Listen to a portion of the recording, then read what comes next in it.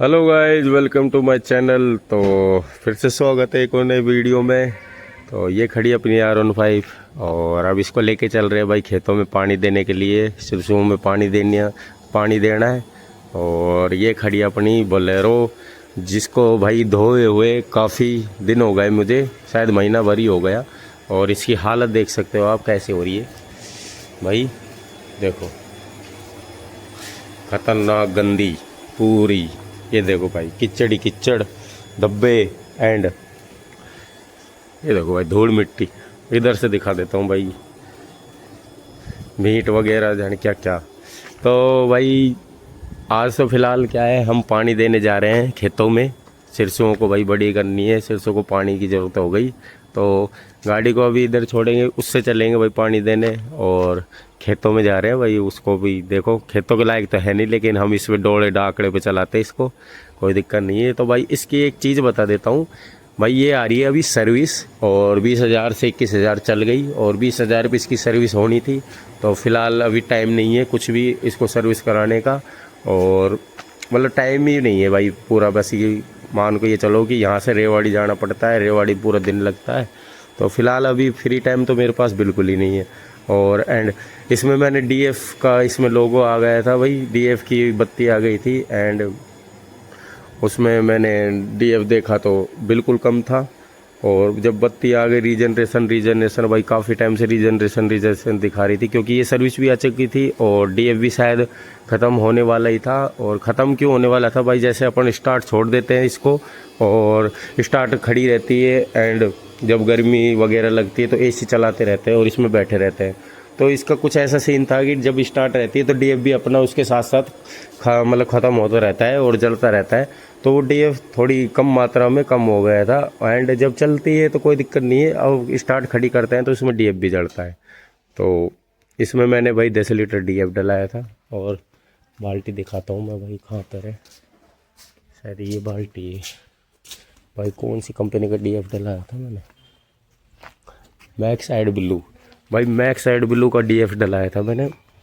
और डीएफ डलाने के बाद भी देखो भाई, ये धब्बे पड़ गए, इसमें छींट लग गई, ये मिटन नहीं रहे, पानी से भी छुटा लिया, पता नहीं कैसा डीएफ है।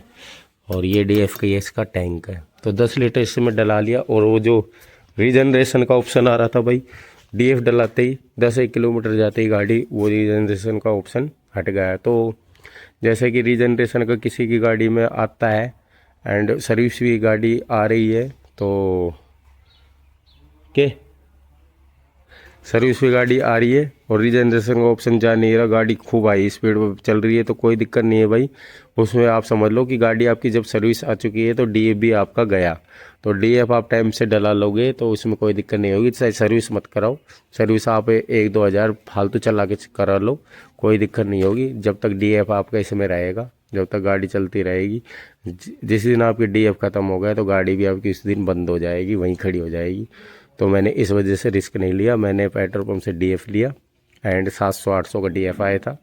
तो 10 लीटर की बाल्टी आई थी, वो डला के इसमें डाल दिया। तो उसका मानना यह है कि डीएफ 10 लीटर कम से कम 7-8 हज़ार किलोमीटर चलाएगी।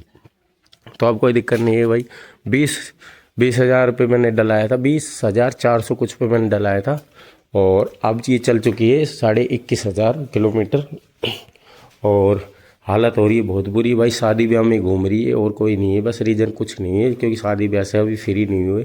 तो शादी वगैरह का अभी वो चल रहा है टाइम ही, सावा वगैरह, तो उसमें भाई काफ़ी बस डोलना फिरना ही रहता है, इस वजह से टाइम नहीं मिल रहा। और अभी तक शादी का ये शादी ब्याह का भी सिस्टम कोई वो नहीं है भाई ज़्यादा बड़ा इशू, क्योंकि बात ये है कि टाइम मिलते ही इसकी सर्विस करा लेंगे। तो डीएफ डल गया है तो अभी कोई दिक्कत नहीं है भाई, बस इसका बस एक ही सॉल्यूशन है कि अपने गाड़ी में डीएफ होना चाहिए। बाकी सर्विस आप चाहे भले ही 10,000 फालतू चला लो, कोई दिक्कत नहीं होगी गाड़ी में। और डीएफ जब तक रहेगा गाड़ी चलती रहेगी, डीएफ ख़त्म होते ही गाड़ी भी ख़त्म हो जाएगी भाई, ख़राब हो जाएगी बिल्कुल। और भाई ये हॉर्न वगैरह है, इसका भी देखो भाई पत्ती वत्ती हट गई, पता नहीं इसको भी सही। तो भाई ये था बस इसकी थोड़ी सी डिटेल। और भाई मैंने इसकी एक चीज़ और नोटिस करी है, ये जब गाड़ी जब चलती है भाई। और जैसे अपन डीजल डला लेते हैं तो इसकी डिस्टेंस वगैरह कुछ भी दिखाती है डीजल डलाने के बाद। तो डीजल की डिस्टेंस और डीजल की जो लीटर आता है उससे डिस्टेंस बहुत कम दिखाता है और लीटर है वो ज़्यादा आता है। तो मुझे इसका थोड़ा कंफ्यूज है कि डिस्टेंस ये बहुत कम दिखाती है और डीजल इसमें काफ़ी रहता है। पता नहीं ये क्या इशू है, ये सेंसर का है कि प्रॉब्लम, ये दिखाना पड़ेगा कि डिस्टेंस बहुत कम दिखाती है, डीजल अपना बहुत रहता है इसमें टैंक में। और फिलहाल जब चलती रहती है तो काफ़ी टाइम से मतलब चलती रहती है तो लगातार 5 गियर में 4 गियर में, तो कई बार तो ये डिस्टेंस एकदम से बहुत ज़्यादा बढ़ा देती है कि उम्मीद से भी ज़्यादा, और कई बार उम्मीद से ज़्यादा घटा देती है। तो इसमें मतलब अपन सोच नहीं सकते कि कितना डीजल है कितना नहीं है, लेकिन हाँ जब अपनी बत्ती रहती है डीजल की उसके अकॉर्डिंग अपन सोच लेते हैं कि हाँ डीजल तो है, लेकिन इसका डिस्टेंस बहुत कम दिखाती है। तो उस पर भरोसा कभी मत करना, हाँ उस पर भरोसा कभी मत करना, क्योंकि डीजल डिस्टेंस बहुत कम दिखाती है। पता नहीं मेरी दिखाती है 2024 की जो आती है ये, इसमें ये प्रॉब्लम आ ही रही है। और अभी ये नंबर प्लेट का भाई इसका भी सेटअप बैठाएंगे, काफ़ी जगह अड़ गई है डोले डाले पे और ये मुड़ गई है, इसको सीधी करा करा के थक गया। अब इसको कोई और जगह पे बैठाएंगे जब काफ़ी अच्छी लगेगी। भाई 15 इंच के टायर भी फ़ायदेमंद है, इसमें 15 लोग बैठे थे और गाड़ी बिल्कुल नीचे हो गई थी, आगे छूट गई थी और बिल्कुल हाई स्पीड पर चल रही थी। तो एक ब्रेकर था उस पे से ये सीधी चल गई तो चारों टायर हवा में हो गए और जैसे ही नीचे पड़ी तो मुझे ऐसा लगा कि फेंडर पे अड़ गई है, मतलब टायर ये 15 इंच भी अड़ गए हैं। लेकिन भाई जब देखा रोक कर तो गाड़ी में एक निशान नहीं था कि टायर अड़ने का, कि टायर अड़ेगी। भाई अगले टायर भी काफ़ी, ये तो फिर भी अंदर तक हद काफ़ी अंदर है, तो ये फेंडर के लेवल में नहीं है, ये तो इसका तो कोई वो ही नहीं है अड़ने का चांस। तो ये तो भाई फेंडर के लेवल में हल्का सा, भाई ये भी नहीं अड़ा, बिल्कुल माटी एक खरोंच नहीं है। और अंदर तक मैंने देखा तो कोई दिक्कत नहीं है भाई। ये फ़ायदा है इस भाई 15 इंची टायर डलाने का। अलॉय डलाता भाई 20-25 या 20-18 इंची तो वो तो भाई वहीं फैला देती गाड़ी को और वहीं रुक जाती, वहीं टूट जाती सारी की सारी। तो फ़ायदेमंद तो है भाई। जब मेरा ध्यान हट गया था ब्रेकर पर से अदर गई ये 100 किलोमीटर मतलब 100 की स्पीड पे, और मुझे लगा कि गाड़ी के टायर वायर अड़ गए और फेंडर उंडर पे लग गई। तो मैंने देखा तो भाई ऐसा कुछ नहीं हुआ। और बाकी सस्पेंशन बहुत अच्छे हैं इसके, बिल्कुल हल्के और फ़ायदेमंद भी है भाई। ये 15 इंची में गाड़ी जेन्युइन जो रहती है उसमें ही सही रहता है। हालांकि इसको थोड़ा सा बाहर करवाएंगे, लेकिन मुझे अच्छी नहीं लगती क्योंकि ज़्यादा अंदर है टायर, इसको करवाएंगे थोड़ा सा बाहर जब अच्छी लगेगी। एंड लुक बताओ भाई गाड़ी का कैसा लग रहा है। ये पिलर मैंने ब्लैक करवा दिया, ये कैसी लग रही है। तो फिलहाल इसके बारे में मैंने बता दिया भाई। अंदर से आवाज़ें और आने लग गई इसकी छत में से, पता नहीं काफ़ी दिनों से आ रही है, जब से ये आ रही है और ये ज़्यादा धीरे धीरे होती होती बहुत ज़्यादा हो गई है। एंड इसको दिखवाएंगे भाई इसकी छत में क्या प्रॉब्लम है। बिल्कुल फड़ ऐसे करती है जैसे नॉर्मल से खड्डे आ जाते हैं रोड पे, तो उस पर ऐसे फड़ आवाज़ करती है। पता नहीं क्या है अंदर, कुछ टूट गया है या फिर कोई बसता है, छत का ही कुछ ऐसा ही है। ये मेरी में ही नहीं, दूसरी गाड़ी में भी यही प्रॉब्लम है, उसमें तो काफ़ी हद तक आवाज़ आती है, इसमें तो बहुत कम आती।